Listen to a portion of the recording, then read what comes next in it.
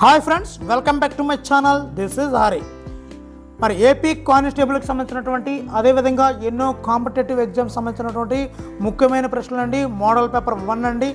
మరి ఇది marathon revision purpose మీద చేసినటువంటి వీడియో అండి. ఇది ఇందులో సుమారుగా 55 బిట్లు ఉన్నాయండి. మరి తప్పనిసరిగా మీకు యూజ్ఫుల్ అవుతుంది అనుకుంటున్నాను. వీడియో నచ్చితే లైక్ చేయండి. ఇంకెందుకు టాపిక్లకు వెళ్ళిపోదాం. ఈ క్రింది ఏ విటమిన్ లోపం వల్ల మానసిక రుగ్మత గల శిశువు జన్మించెను?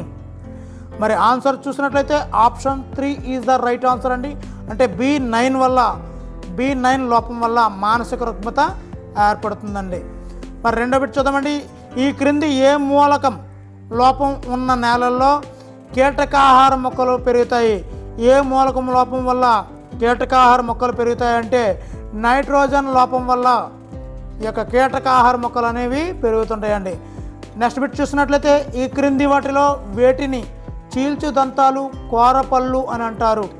మరి ఆన్సర్ చూసుకున్నట్లయితే రదనికల్ని చీల్చు దంతాలు లేదా కోరపళ్ళు అని మనం పిలుస్తుంటాం ఫ్రెండ్స్. మరి నెక్స్ట్ బిట్ చూసినట్లయితే ఆహారం అవసరం లేనప్పుడు ఉత్పత్తి అయ్యే హార్మోన్ ఏమిటి? ఆహారం అవసరం లేనప్పుడు లెప్టిన్ అనే హార్మోన్ ఉత్పత్తి అవుతుందండి. లెప్టిన్ అనే హార్మోను ఆహారం అవసరం లేనప్పుడు ఉత్పత్తి అవుతుందండి.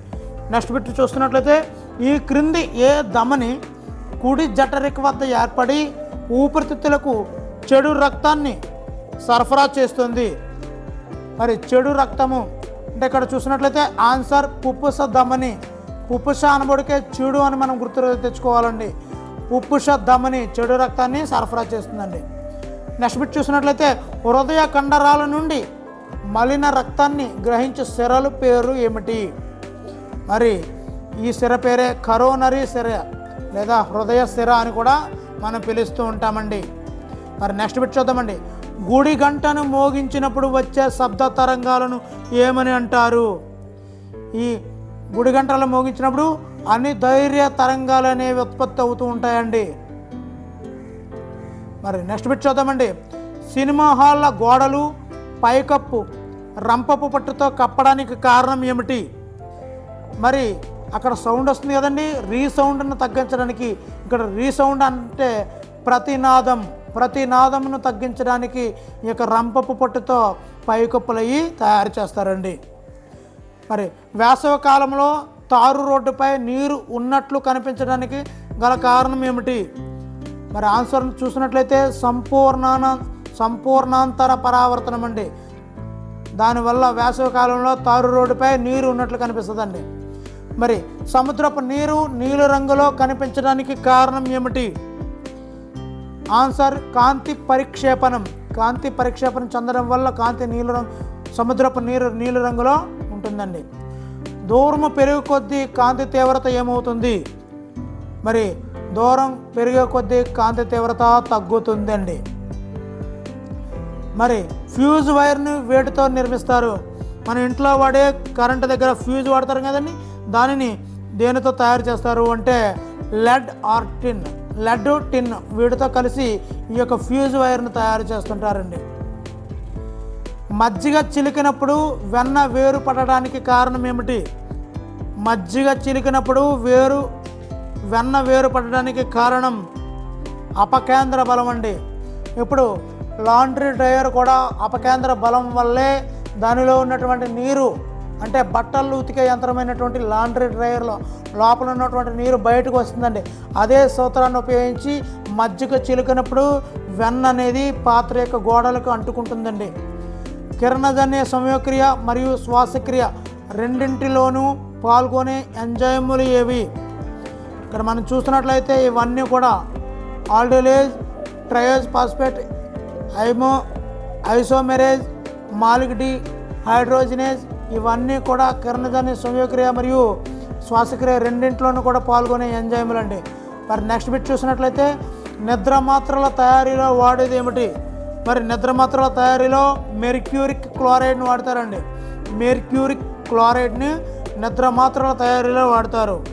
మరి నెక్స్ట్ బిట్ చూసినట్లయితే ఏ వాయువును గనుల యందు కార్మికుల క్యాప్ ల్యాంపుల యందు ఉపయోగిస్తారు?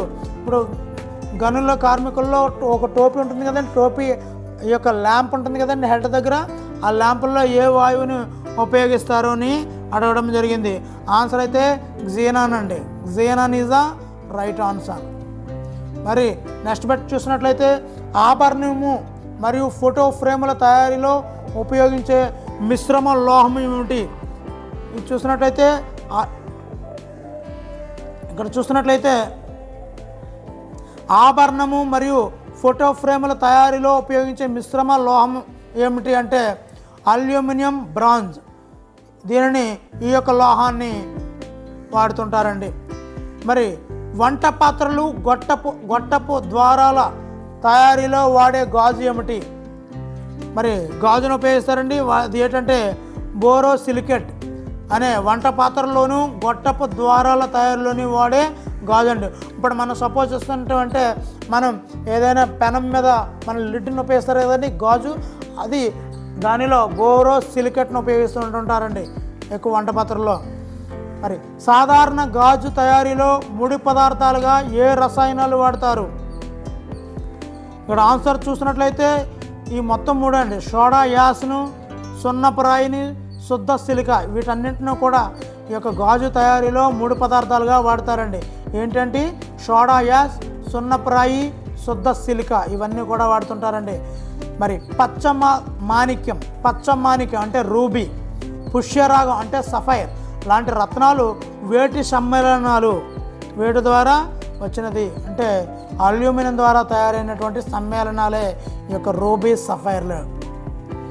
Sahu institute of nuclear physics గల ప్రదేశం ఏమిటి? ఇక్కడ చూసినట్లయితే ఆన్సర్ కోల్కతాలో ఈ యొక్క Saha institute of nuclear physics ఈ యొక్క కోల్కతాలో ఉందండి. మరి మొదటిసారి అణు పరీక్షలను పర్యవేక్షించిన శాస్త్రవేత్తలు ఎవరు? ఇక్కడ చూసినట్లయితే ఆన్సర్ ఈ యొక్క డాక్టర్ శాతన, రాజా రామన్న, ఈ ఇద్దరు కూడా మొదటిసార్లు అణు పరీక్షలను పర్యవేక్షించారండి వాళ్ళు. మరి నెక్స్ట్ బిట్ చూద్దామండి. భారతదేశంలో ఇన్సాట్ అనే ఉపగ్రహ వ్యవస్థను పర్యవేక్షిస్తున్నటువంటి సంస్థ ఏమిటి? ఆన్సర్ చూసినట్లయితే department of telecommunications and department of space, ఈ రెండు కూడా ఈ యొక్క ఉపగ్రహ వ్యవస్థను, ఇన్సాట్ అనే ఉపగ్రహ వ్యవస్థను పర్యవేక్షిస్తున్న సంస్థలండి. మరి నెక్స్ట్ బిట్ చూసినట్లయితే 1500 కిలోమీటర్ల నుండి 2500 కిలోమీటర్ల దూరం ప్రయాణించే క్షిపణులని మనం ఏమని పిలుస్తుంటాము?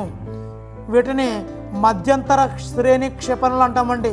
ఇవి 1500 కిలోమీటర్ల నుండి 2500 వరకు దీని యొక్క రేంజ్ అయితే ఉంటుంది ఫ్రెండ్స్.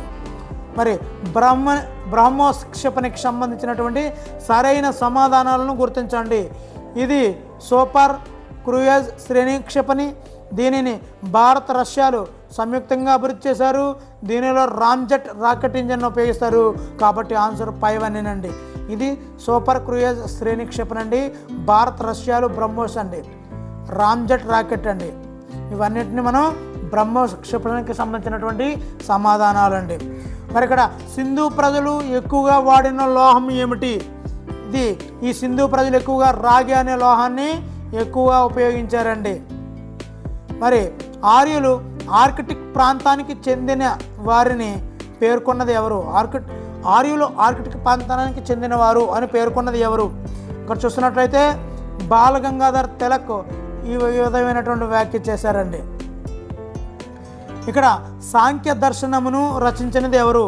సాంఖ్య దర్శనమును రచించినది కపిలుడు అండి, కపిలుడు. నెక్స్ట్ బిట్ చూస్తున్నట్లయితే శ్రీ వైష్ణవ శాఖ స్థాపకులు ఎవరు? శ్రీ వైష్ణవ శాఖ స్థాపకులు రామానుజుడు అండి, రామానుజుడు.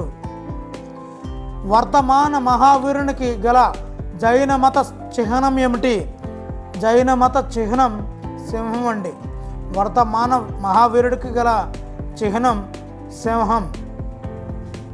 మరి నెక్స్ట్ బిట్ చూసినట్టయితే మహాబలిపురంలో పంచపాండవ రథాలను నిర్మించింది ఎవరు? పంచపాండవ రథాలను నిర్మించింది మొదటి నరసింహవర్మ గారు అండి, మొదటి నరసింహవర్మ గారు. మరి సముద్రగుప్తుని కాలంలో అలహాబాద్ స్తంభ శాసనాన్ని వేయించినది ఎవరు? మరి ఇక్కడ ఆన్సర్ చూసినట్లయితే హరిసేనుడు. అలహాబాద్ సంస్థాసనాన్ని వేయించినది హరిసేనుడు. మరి ఇక్కడ సముద్రగుప్తుని బిరుదులు ఏమిటి? సముద్రగుప్తుని యొక్క బిరుదులు కవిరాజు, పరాక్రమాంక, ఇండియన్ నెపోలియన్, సముద్రగుప్తుడు. ఇవన్నీ కూడా సముద్రగుప్తుని యొక్క బిరుదులే. ప్రపంచ ప్రఖ్యాతి చెందిన ఎల్లోరాలో కైలాసనాథ ఆలయాన్ని నిర్మించినది ఎవరు? కైలాసనాథ ఆలయాన్ని నిర్మించింది మొదటి కృష్ణుడు అండి. మొదటి కృష్ణుడు. నెక్స్ట్ బిట్ చూద్దామండి. గీతా గోవిందం రచయిత జయదేవుడు ఎవరి ఆస్థాన కవి? అంటే ఆన్సర్ లక్ష్మణసేనుడు అండి. గీతా గోవిందం రచయిత జయదేవుడు లక్ష్మణసేనుడు యొక్క ఆస్థాన కవి అండి. భారత్లో ముస్లిం సామ్రాజ్య స్థాపనకు దారితీసిన ప్రముఖ యుద్ధం ఏమిటి? రెండవ తరైన్ యుద్ధం అండి. ముస్లిం సామ్రాజ్య స్థాపనకు రెండవ తరైన్ యుద్ధము ప్రముఖమైనటువంటి యుద్ధం అండి. ఈ క్రింది వారిలో ఎవరు చంగీజ్ ఖాన్కు సమకాలికుడు?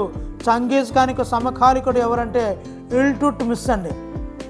ఇల్టుట్మిష్ అనేది ఈ యొక్క చంగీజ్ ఖాన్కి సమకాలికుడు అండి. మరి నెక్స్ట్ బిట్ చూద్దామండి. కాకతీయ రాజ్యమును సందర్శించిన మొదటి విదేశీ యాత్రికుడు ఎవరు? ఇక్కడ మార్కో పోలో అండి. కాకతీయ రాజ్యమును సందర్శించిన విదేశీ ప్రయాణికుడు మార్కో పోలో. మరి వీడియో నచ్చితే లైక్ చేయండి. ఇలాంటి మరిన్ని వీడియోలు కావాలంటే ఛానల్ను సబ్స్క్రైబ్ చేసుకోండి. మరి నెక్స్ట్ బిట్ అండి. భగవద్గీతపై జ్ఞానేశ్వరి పేరుతో మరాఠా భాషలో వ్యాఖ్యానాన్ని రచించిన భక్తి ఉద్యమకారుడు ఎవరు? జ్ఞానదేవ్ అండి.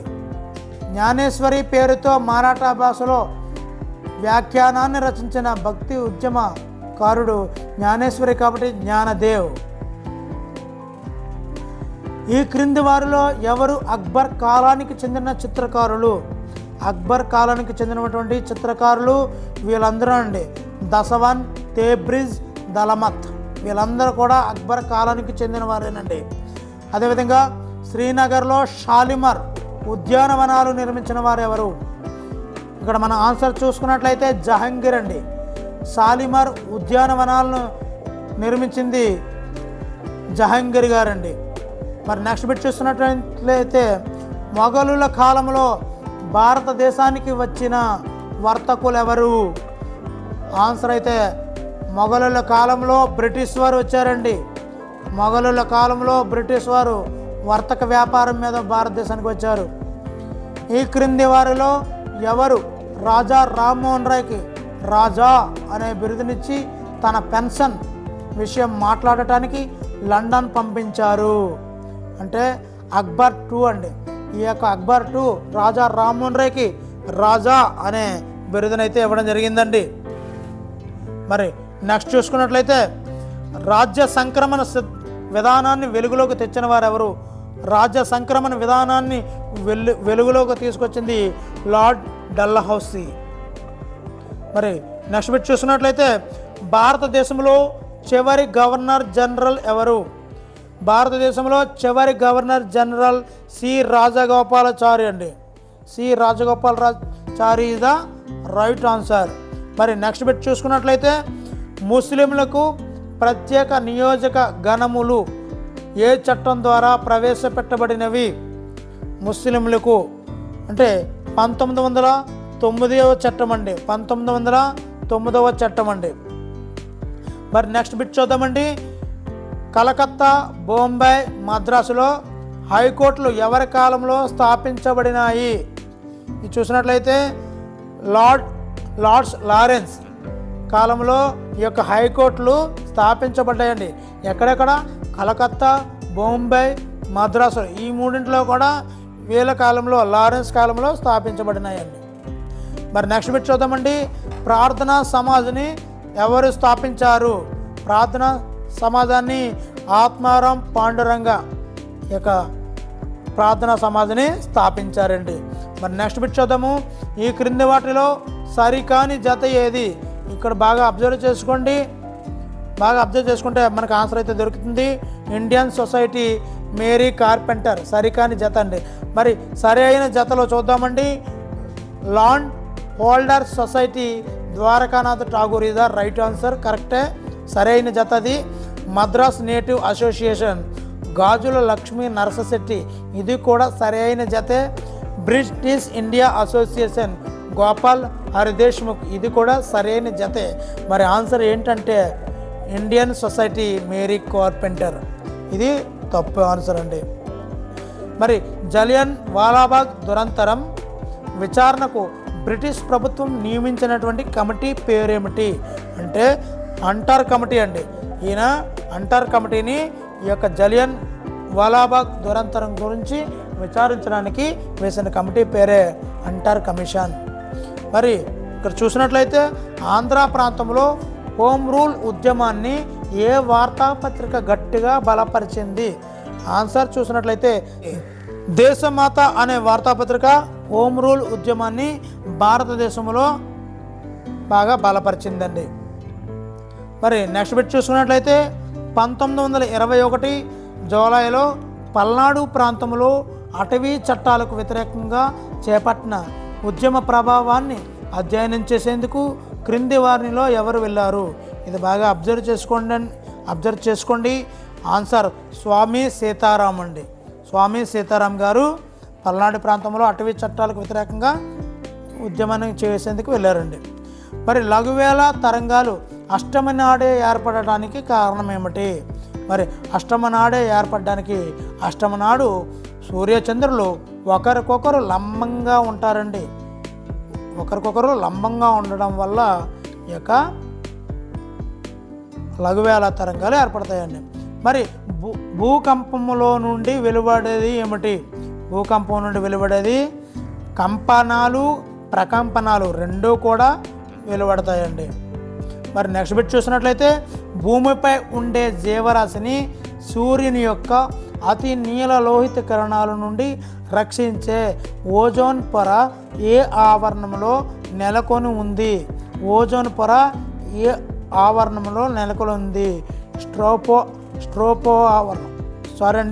స్ట్రాటో ఆవరణంలో నెలకొని ఉంది ఈ ఓజోన్ పొర. మరి వీడియో నచ్చితే తప్పనిసరిగా లైక్ చేయండి. ఇలాంటి మరిన్ని మోడల్ పేపర్లు కావాలంటే ఛానల్ని సబ్స్క్రైబ్ చేసుకోండి. Thank you for watching. Me Hari signing out.